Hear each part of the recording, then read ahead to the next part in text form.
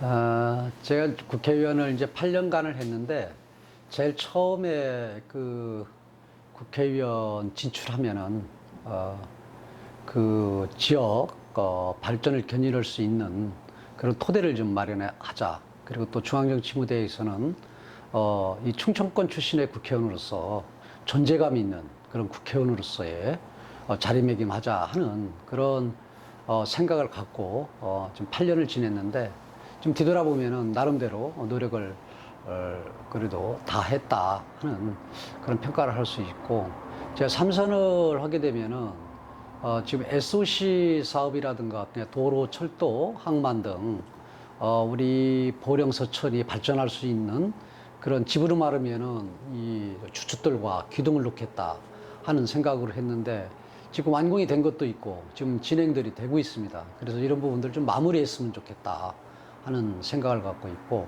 또 두 번째로는 삼선을 하게 되면은 이제 제가 당에서 당 지도부의 최고위원도 역임을 했고, 그렇기 때문에 이제는 원내대표나 당 대표를 도전을 해서 당을 이끄는 그런 속에서의 충청권의 위상도 세우고, 또 하나는 지금 문재인 정권이 이 뭐 좌파 독재로 지금 흘러가는 이런 부분들도 제대로 뭔가 제어를 하고 또 견제를 할 수 있는 그런 역할 속에서도 중추적인 역할을 담당하겠다 하는 그런 생각들을 갖고 있습니다. 사실 저는 제가 국회의원이 되면서 보령 같은 경우는 인구 15만 정도의 그런 도시로 발전했으면 좋겠다. 그리고 서천 같은 경우는 인구 7만 내게 8만 정도의 그런 그 도시가 됐으면 좋겠다 하는 또 그런 부분을 만들고자 하는 게 저희 꿈이고 이렇게 소망이었습니다. 그런데 지금 전체적으로 이 국가 전체적으로 참 안타까운 일인데, 지금 도농의 그런 그 인구 편차도 커지고 있고, 그 다음에 국가 전체적으로도 지금 아이들을 쫓겨나는 이런 부분들 때문에 좀 인구가 줄어들고 있지 않습니까? 그런 속에서 그럼 우리 보령과 서천은 어떻게 될 것이냐 하는 이제 고민에 이제 봉착되는 거잖아요. 그래서 저는 이 SOC 인프라, 도로, 철도, 항만 이 부분을 제가 중요시 여겼던 부분은 뭐냐면은 도로, 철도, 항만이 이루어지게 되면은 기업을 유치할 수 있는 부분이 용이하고, 또 두 번째로는 그렇게 되면은 관광객들도 늘어날 수 있는 그런 부분, 이런 여러 가지 측면에서 아주 기본적인 부분이다. 그래서 제가 8년 동안 아주 기본적인 그런 부분들을 이뤄 나갔고 또 지금 진행되고 있다고 하면은, 그러면 이제 앞으로는 이 그릇에 이제 무엇을 담을 것인가, 어떤 것을 담아서 인구를 늘리고 할 것인가 하는 이런 고민들을 해야 되겠죠. 그런 측면에서 지금 장항 그 국가산단이라든가 이 보령 같은 경우는 웅천 산단이라든가 이 산단들도 이루어지고, 또 두 번째로는 저는 이제 농촌의 이 구조조정이 필요하다. 쉽게 얘기해서 나이 드신 어른들한테는 앞으로 연금제라든가 이런 부분들을 도입하면서 그 농촌의 이 농업인들도 정년제를 도입함으로 해서 정년이 되신 분들은 체전밭이나 이런 부분들을 가꾸어야 되고, 그리고 이제 연금이 있기 때문에 노후가 어느 정도 보장이 되면은 젊은 사람들이 유입할 수 있는 그런 분위기를 만들고 젊은 사람들을 유입을 해야지, 지금 젊은 사람들 이렇게 뭐 유입을 시키려고 하더라도 농사 질 수 있는 농토도 없고, 두 번째로는 또 이 수익이 창출이 안 되기 때문에 또 농사라는 게 또 어려움이 있고 그렇기 때문에 그런 거 아니겠습니까? 그래서 그러한 디테일한 이런 부분들을 함께 고민하고 노력하면서 그 인구가 뭐 서천 같은 거 7, 8만이 안 되고 보령이 15만이 안 되더라도 질적인 측면에서의 인구 분포의 질적인 측면에서 개선하는 이런 부분들도 함께 노력을 해야 된다. 저는 그렇게 봅니다. 추가적으로 그 지난번 보령시에서 발표한 자료를 보니까 인구가 유입도 안 되지만 또 젊은 사람들이 떠나간다라는 발표 자료를 한번 봤습니다. 그러면 SOC라든가 관광사업 쪽에만 계속 투자를 하다 보면 이런 사람들이 훨씬 더 늘어나지 않을까라는 게 저희 생각입니다. 혹시 의원님 생각은 어떠십니까? 예, 맞습니다. 그러니까 이 관광이라는 부분은 와서 관광객들이 볼거리, 먹거리 이런 부분을 즐기고 가는 것뿐만이 아니라 또 그러한 또 산업이 형성되기 때문에 저는 인구도 저는 늘어난다고 보고 있습니다. 보고 있고 특히 이제 도로나 철도나 이런 부분들이 이루어지게 되면은 그 기업이 우리가 참 유치하기 힘들은데 기업 유치 같은 경우도 물류비용이라든가 이런 부분들이 절감이 되기 때문에 뭐 기업들도 들을 수 있는 그런 여건이 생긴다. 저는 그렇게 봅니다. 이제 두 가지 측면이 있는데요. 이 충남을 봤을 때도 그 천안, 아산, 당진의 이 서부권은 발전 속도가 빠르고, 그다음에 지금 거론한 이 서천, 부여, 청양, 보령 이 서남부권은 이 발전 속도가 늦고 하는 부분은 지형적인 소위 그 서울과 수도권과의 그런 거리적인 그런 측면이 있었고, 또 두 번째로는 그런 이 교통적인 그런 측면이 있었기 때문에 이런 현상이 나타났다 저는 봅니다. 그래서 이제 앞으로는 이제 이 도로나 철도 이런 부분들은 이제 이루어져 가고 있기 때문에 우리가 어떻게 이제 준비를 하고 하느냐에 따라서 이제 달라질 텐데, 가장 큰 문제는 제가 부지사 때 그걸 도입을 했는데 지금도 진행되고 있는데, 특별 균형 회계라고 그래서 이 낙후된 서남부권에 1년에 60억 내지 80억 정도만 따로 지원하는 그런 그 제도를 도입했는데 지금도 진행되는 걸로 알고 있습니다. 그렇게 해서 예산적인 그런 측면에서의 더 좀 지원하는 그런 뒷받침과, 그 다음에 두 번째, 이 지역 특색에 맞는 기업과 그 다음에 그런 그 산업, 이런 부분들이 함께 고민하고 노력을 해야 된다. 저는 그렇게 봅니다. 추가적으로 혹시 그 국가에서 불균형 정책을 펼쳐서 생긴 현상들은 아닐까요? 두 가지적인 측면이 있겠죠. 이제 국가적인, 그래서 제가 노무현 대통령의 이 국가 균형 발전적인 그런 측면에서의 그 부분은 저는 다른 거 몰라도 찬성하는 그런 입장이었거든요. 그렇기 때문에 이제 그런 부분들도 있을 거고, 또 두 번째로는 이 경제 행위에 있어서의 그런 자기 수익적인 측면, 경제적인 행위에 있어서 유불리적인 그런 측면, 이런 부분들이 같이 맞물려서 이런 국가 불균형이 오지 않았는가, 이런 생각입니다. 그 미국의 그 경제학자 노벨상까지 탄 그 쿠즈네츠라는 그런 경제학자가 이 산업화를 통해서 중진국까지는 갈 수 있지만은 중진국에서 선진국이 가려면은 농업이 발전하지 않고는 갈 수가 없다, 이런 말이 있거든. 저는 그 말에 무척 가슴에 와닿는 말인데, 지금 이제 농업의 이제 중요성을 지금 이제 많은 국민들이 느끼고 있는 그런 그 상황입니다. 그래서 그런 이 농업이 발전을 하면은 사실은 국가에서 5년, 10년, 20년의 중장기적인 그런 계획을 갖고 왔어야 되는데, 박정희 대통령 이후에는 역대 어느 정권이나 산업화에 밀려서 뒷전으로 나왔고, 그리고 우루과이 라운드라든가 FTA라든가 이런 대외적인 그런 그 환경적인 그런 도전이 있을 때만 그 농민들한테 그 뭐 사탕 발림 형식으로 해서 즉흥적인 땜빵 형식으로 이루어졌기 때문에 지금 농촌이 안고 있는 그런 구조적인 문제가 탄생했다. 그럼 이 부분을 어떻게 극복을 해야 되느냐, 이제 하는 게 우리의 과제인데, 그런 측면에서의 저는 그 중장기적인 그런 계획을 갖고 가야 된다. 국가적인. 그리고 두 번째로는 지금 농촌의 그런 고령화 문제, 이 문제를 어떻게 해소할 것인가라는 그런 접근이 필요하고, 두 번째로는 이제 유통구조를 크게 뭔가 이게 전환을 시켜야 된다.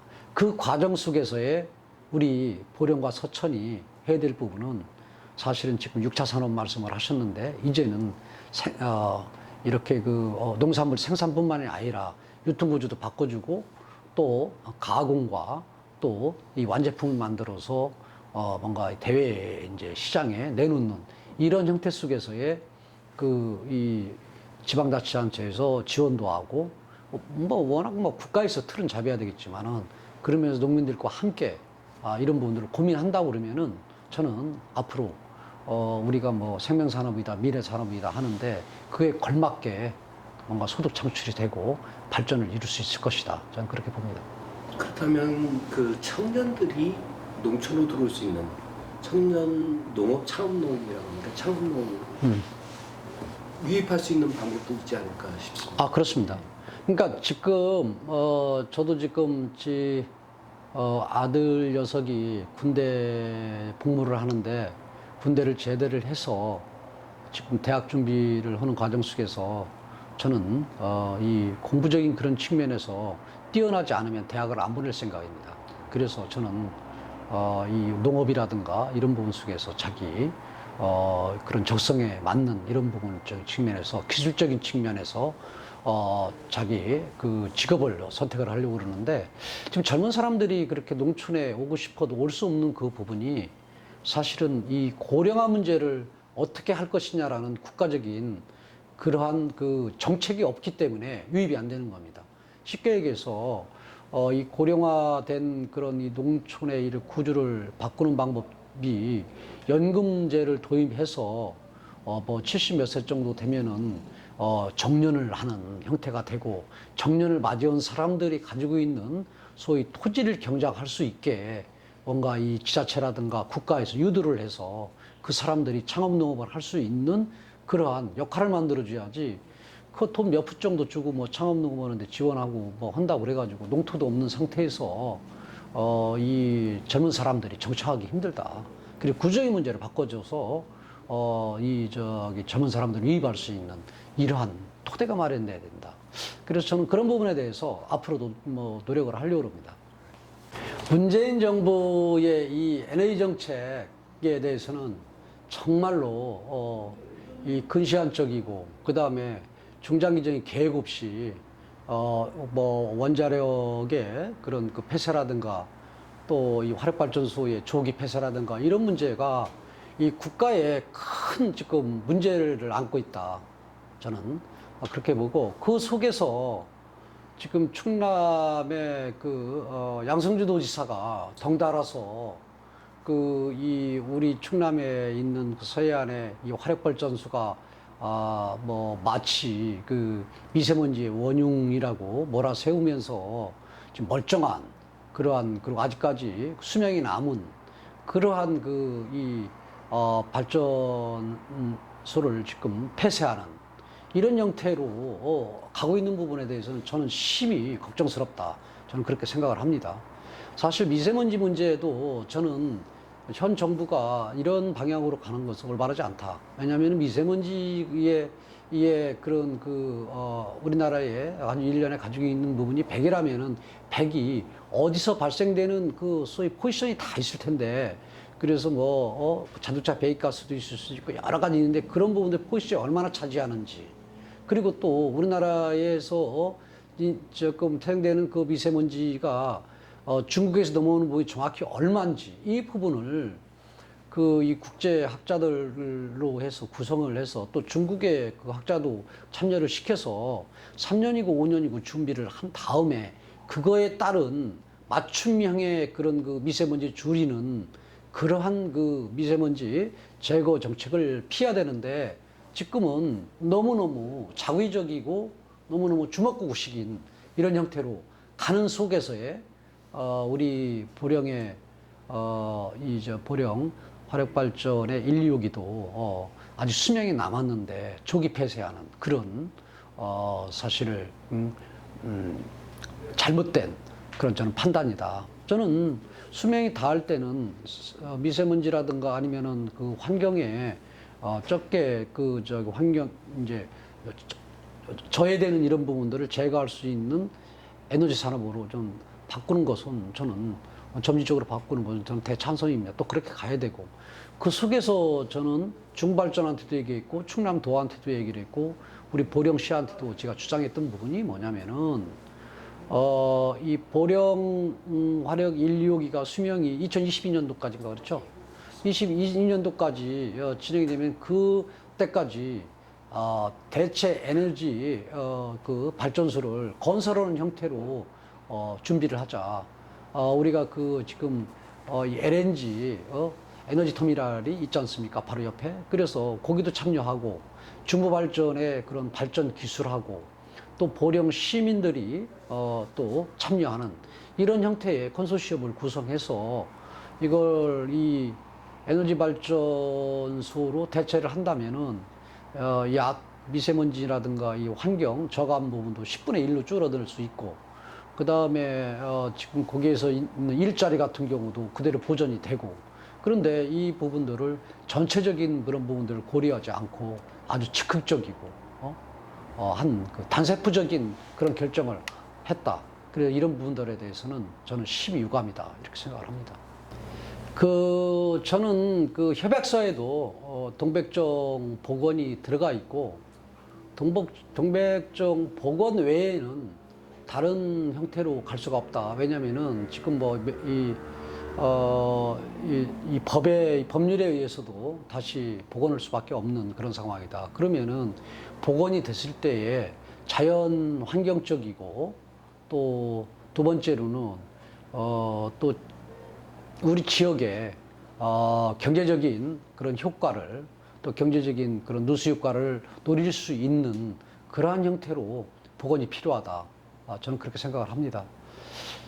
그런데 지금 제가 볼 때는 또 복원을 안 할 할 수밖에 없고 또 중부발전에서 하려고 하는 그런 계획들은 가지고 있는데 지금 서천 군민들과의 그런 지금 괴리와 서로 이 불신이 싹트는 것은 중부발전이 제대로 된 그런 정확한 로드맵을 지금 제시하고 하는 이런 부분들에 대해서 미흡한 부분이 있어서 지금 서천 군민들이 불신하는 거 아닌가 저는 이런 생각이 들고 그런 부분들에 대해서 지금도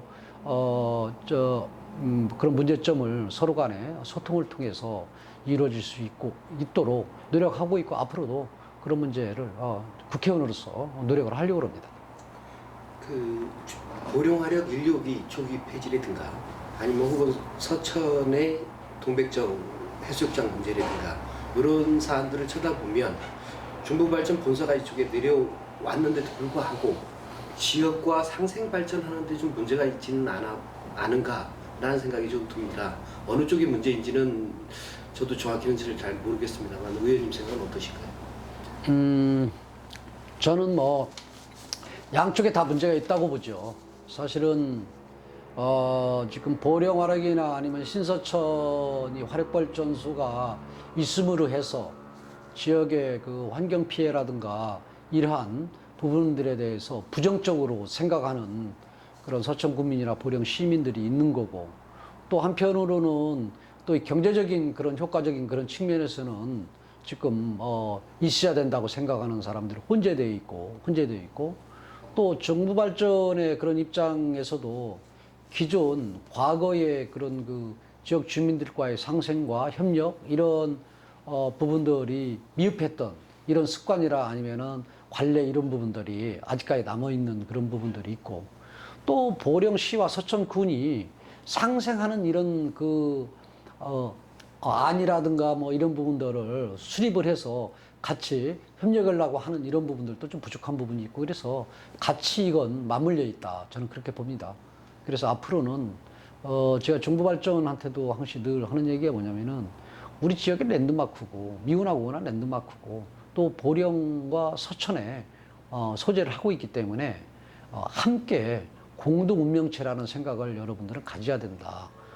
제가 그 부분을 그쪽한테도 늘 요구를 하고 있고 또 보령시와 서천군에서도 이건 깨륵과 같은 존재라고 생각하지 말고 우리가 적극적으로 뭔가 그 활용을 하고 또 우리의 그런 경제적인 그런 부분을 창출할 수 있는 부분을 적극적으로 제안도 하고 또 방안들도 마련을 해서 논의를 해야 된다. 이런 얘기를 주문하고 있습니다. 전체적으로 볼 때는 이 정치권이 국민들한테 실망을 주는 것은 정치권 전체가 비판을 받아야 되는 거고 그렇지만 더 깊이 들어가 보면은 문재인 정권이 들어서서 어떻게 보면은 그 이 국정 운영에 대한 무한한 책임을 가지고 있는 게 여당이고 집권 세력인데 집권 세력으로서의 책임과 의무를 다하지 못하고 있다. 저는 그렇게 봅니다. 첫째로 문재인 대통령이 취임사에서 기회는 균등하고 그리고 과정은 공정하고 결과는 정의롭게 하겠다. 그런데 조국 사태라든가 이런 부분들을 보면서 이 공정을 얘기할 수 있고 정의를 얘기할 수 있느냐. 그리고 또 지금 이 청와대가 울산시장 선거에 개입을 해서 이 공작을 벌이고 한 이런 부분들이 지금 만천하에 드러났고 또 청와대에서 또 자기 편이라 해가지고 또 이 감찰 같은 경우도 무마를 했고 그리고 또 뭐 우리은행 대출 사건이라든가 이런 부분들에 있어서 검찰이 수사를 지금 하고 있는데 그 수사를 막기 위해서 이 검찰 인사에서 대학살하는 이런 부분들이 공정과 정의를 어떻게 얘기를 할 수가 있느냐. 그리고 지금 취임사에서 이 통합이라는 얘기를 했는데 그 사람들이 국정과제 1호가 뭐였습니까? 적폐청산이에요. 그래서 정적들을 제거를 하는데 혈안이었고 그리고 또 지금 이 오히려 국민들을 더 진보와 그다음에 보수 이 두 진영으로 갈등을 더 야기시켰지 않습니까?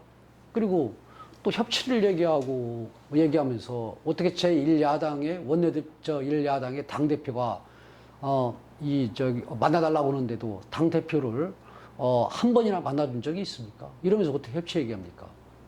이러한 오직 제가 볼 때에는 지금 이 국회 선진화법 이 부분을 빌미로 해서 지금 그 호남의 일부 정치 세력과 정의당 등 군수 정당들을 데리고 이 1+4라는 4+1이라는 회개한 그런 협의체를 만들어서 교섭단체는 제1야당은 빼고 지금 이제 국회에서 모든 부분들을 자기들이 그냥 강행 처리를 하지 않습니까? 이런 부분들이 어떻게 보면은 의회 민주주의도 지금 파괴하는 거지 않습니까? 이러한 부분들 같은 경우는 물론 야당이 협조를 않는다라고 얘기를 하는데 협조를 그럼 자기네들이 야당할 때도 한 게 없거든요. 협조를 이끌어내는 게 어떻게 보면 여당 집권당의 세력이 그런 책임이고 국정 운영에 대해서는 무한한 책임을 가지고 있는 게 여당이다. 그런데 지금 하는 거 보면은 이 여당이 아니라 과거에 자기들이 야당에서 아직 벗어나지 못한 그런 정치 세력 같다. 이러다 보니까 사실은 정치권이 국민들한테 실망감을 주는 가장 큰 요인이다. 저는 그렇게 생각을 합니다. 이현주 의원하고는 옛날 상임위도 같이 한 적이 있고 또 이현주 의원 같은 경우는 이제 이 민주당에 원래 수석대에 있었던 의원으로서 그런 지금 운동권 출신들의 그런 이중성 그리고 이 부도덕한 이러한 부분들에 대한 실증과 문제점 이런 부분들이 있기 때문에 거기에 탈당을 해서 지금 새로운 뭔가 정치 지형을 만들고자 그다음에 또 세력을 만들고자 지금 움직이고 있는 그런 정치인의 한 사람이지 않습니까? 그래서 저는 정치인들 중에서도 후배들을 좋아합니다. 그리고 후배 정치인들이 큰 뜻을 갖고 또 뭔가 정치를 바꾸는 데 있어서 노력을 하는데 제가 도와줄 수 있으면 도와줘야 되겠다 하는 그런 생각들을 갖고 있는데 그러다 보니까 이제 서로 간에 통하는 이런 부분들도 있고 해서 그날 제가 의정부고 하는데 와서 우리 보령을 방문한 거죠 이제. 보수 대통합이 지금 진행되고 있는 걸로 알고 있는데 네. 그와 연관이 있는 것인가요? 네, 지금 보수 통합의 그런 통추위에 거기도 지금 참여를 하고 있고 그렇습니다. 이제 보수 통합 얘기가 나왔는데 저는 보수가 이 통합이 돼야 된다는 대전제에 대해서는 그건 대의명제고 그 부분에 대찬성을 합니다. 다만 지금 조금은 아쉬운 것은 보수 통합을 하려면은 자기 정치 세력들의 유불리적인 그런 선거 유불리적인 정치 공학적으로 접근하는 것보다는 사실은 이 보수 우파가 지금 진보 좌파들한테 정권을 뺏긴 것도 박근혜 대통령의 그런 역할도 있지만은 저는 보수 우파가 새로운 변화나 아니면 개혁에 대해서 여러 가지 이 부족한 부분들이 있었기 때문에 저는 뺏겼다, 정권이 잃었다 생각을 하기 때문에 새로운 가치, 미래에 대한 가치 재정립을 하고 새로운 그런 그 가치 속에서 동의하는 그런 정치 세력들이 모이는 그런 형태가 돼야 제대로 된 저는 보수 통합이다 그렇게 생각을 합니다. 보수 통합이 된다고 한다면 지금 현재 가장 큰 문제는 박근혜 대통령 탄핵이지 않습니까? 의원님은 그거에 대해서 동의를 하시는 겁니까? 저는 이제 그래서 지금 제가 보수 가치를 재정립하고 시대의 흐름에 맞게 낡은 건 버리고 또 새로운 것은 받아들이고 하면서 그리고 또 우리가 지켜야 될 그런 가치는 영원히 지키는 이러한 가치 재정립이 필요하다. 그래서 그 미래를 향해서 미래의 비전을 향해서 함께 동의하는 세력들이 모이야 앞으로 제대로 보수 통합에서 뭔가 시너지 효과도 있고 또 국민들한테도 진정성을 보여주는 것이다. 저는 보거든요. 그건 왜 그러냐면은 지금 그러한 그 가치가 재정립이 되지 않으면은 과거에 함몰되어 있고 과거에 탄핵을 한 세력이냐 아니냐 탄핵에 대해서 어떻게 보느냐 이 부분. 그래서 과거에 머무르면서 한 발짝 나갈 수 없는 그런 상황이 된다. 그렇기 때문에 가치 재정립을 향해서 가게 되면은 과거의 니 탓 내 탓 이런 부분들은 줄어들 수 있고 그럼 미래를 향해서만 갈 수 있는 목표가 있기 때문에 저는 그래서 그러한 형태의 보수 통합이 필요하다. 저는 그렇게 보는 겁니다.